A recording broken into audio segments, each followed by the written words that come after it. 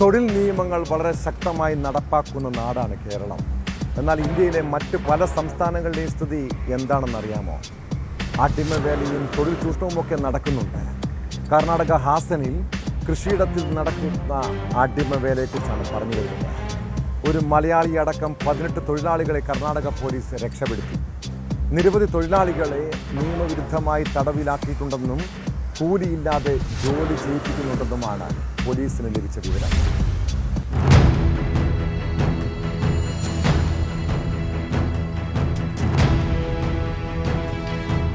കർണാടക ഹാസൻ ജില്ലയിലെ ഹലേബിഡുവിൽ ചട്ടനഹള്ളിയിലെ കൃഷിയിടത്തിലെ ഷെഡിൽ നിന്ന് രക്ഷപ്പെട്ട് പുറത്തെത്തിയ കർണാടക സ്വദേശിയായ തൊഴിലാളിയുടെ മാതാവ് നൽകിയ പരാതിയിലാണ് പോലീസ് നടപടിയെടുത്തത്.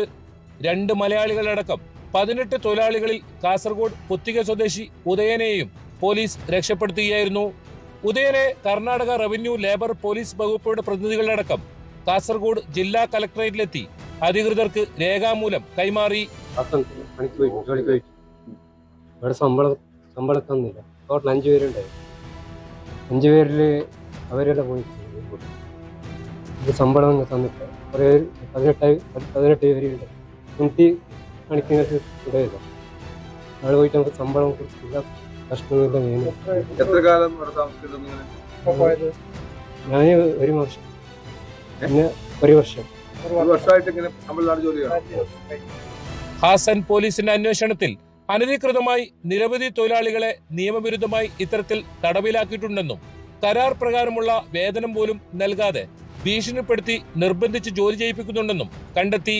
ഇതിന്റെ അടിസ്ഥാനത്തിൽ റവന്യൂ വകുപ്പുമായി സംയുക്തമായി നടത്തിയ ഓപ്പറേഷനിൽ 18 അടിമകൾക്ക് സമമായി ജോലി ചെയ്യുന്ന തൊഴിലാളികളെ വിജയകരമായി രക്ഷപ്പെടുത്താൻ സാധിച്ചെന്ന് Hassan additional police superintendent M Thammaiah പറഞ്ഞു. ഇരകളിൽ ഒരാളായ കർണാടക സ്വദേശിനി ഈശന്യയുടെ മാതാവ് നൽകിയ പരാതിയുടെ അടിസ്ഥാനത്തിലായിരുന്നു നടപടികൾ.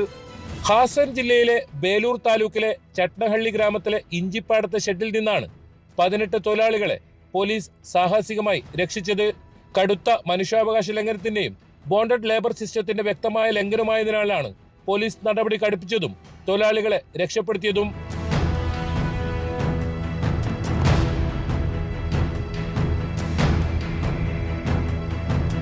ന്യൂസ് 18 കാസർഗോഡ്. കൂടുതൽ വാർത്തകൾക്ക് news 18 Keralam YouTube channel subscribe ചെയ്യുക.